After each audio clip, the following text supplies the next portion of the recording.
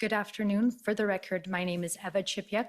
I am one of the lawyers representing Freedom Corp and the protesters who were here in Ottawa in January and February 2022. Mr. Commissioner, friends, Canadians listening to this public inquiry into the government's decision to invoke the Emergencies Act for the first time in history.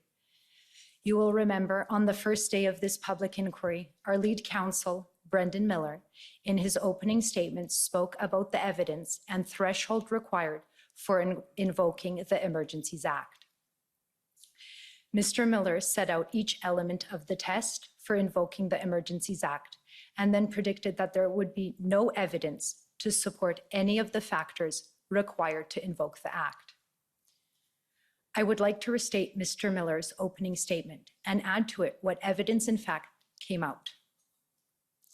It is our view that there was no justification whatsoever to invoke the Emergencies Act. The Emergencies Act requires several things. One, it could be invoked due to espionage and sabotage.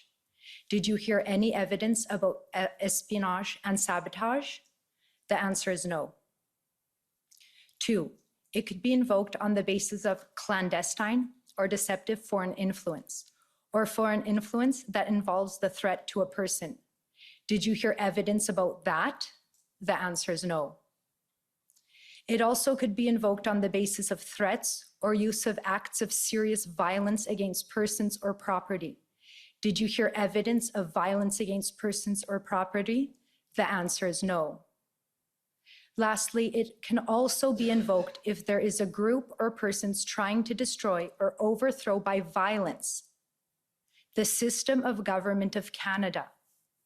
Did you hear evidence about individuals trying to do that?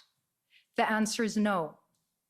And the answer is there was no reasonable and probable grounds to invoke the Emergencies Act, and the government exceeded their jurisdiction both constitutionally and legislatively in doing so.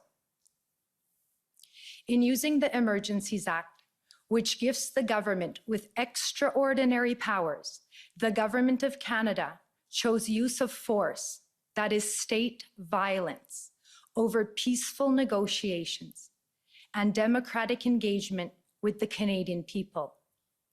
The sad irony is that the protest in Ottawa was fundamentally about government overreach. Canadians felt that the current government had gone too far with the COVID-19 mandates.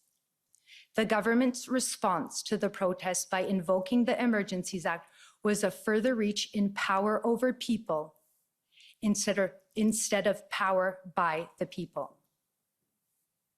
In response to the unprecedented unison of voices of many Canadians, including a voice by way of millions in donations to the cause, the Government of Canada refused to engage and listen to the people.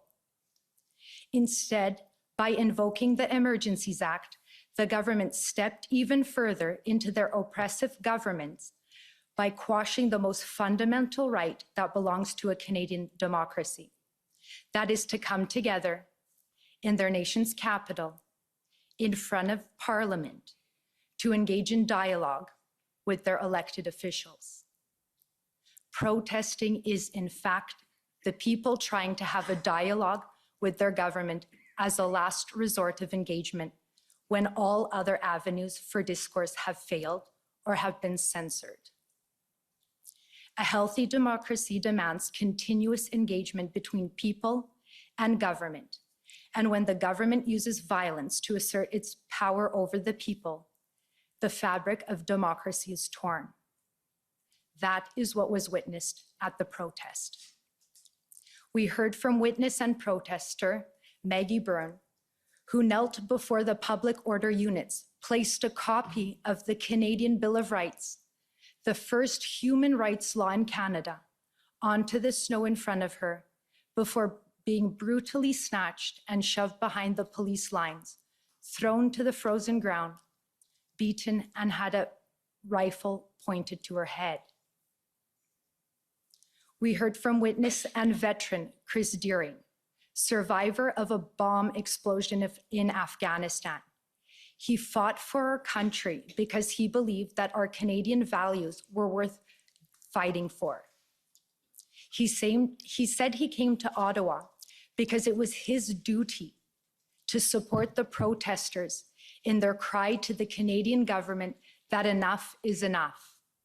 They've gone too far with interfering with our right to freedom, our right to live in a safe country, free from fear.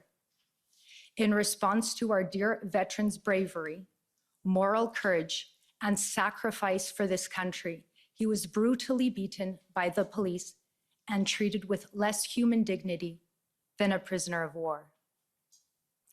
The fact is, it does not matter which side of the protest you are on. To be Canadian is to value human dignity, kindness, community, compassion, and love. It is not normal to hate and divide. This public inquiry is more than just looking into circumstances that led to the government's decision to invoke the Emergencies Act. It is the beginning of a journey of rediscovering of what it means to be Canadian. The government does not define us, we do. We, the collective of many diverse groups across the country. The protest in Ottawa brought so many Canadians from all different walks of life together. It was an opportunity for reconciliation, for uniting and forging friendships despite so many differences. The protest in Ottawa gave people hope, and it humbled all of us. What we saw in Ottawa is emblematic of what it means to be Canadian, and that is what terrifies the current government of Canada. Yes, there was honking and diesel and noise, and that was not only challenging for residents in Ottawa, but also for protesters.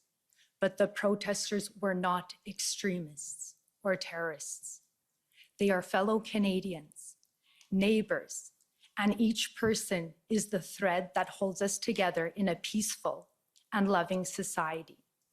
We have all suffered in our own unique way because of the pandemic, the virus, the sickness, the lockdowns, the job losses, loss of livelihood, the mandates, and mental health.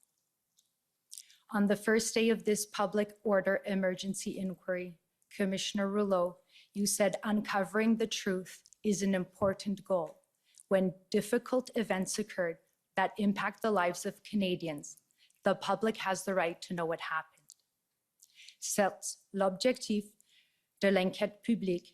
So the call of this public inquiry is to shed a light on the situation which occurred and to make recommendations so that this situation will not occur again. Be the starting point for all Canadians. And that means all Canadians, including government leaders, to hold the executive branch of Canada to account.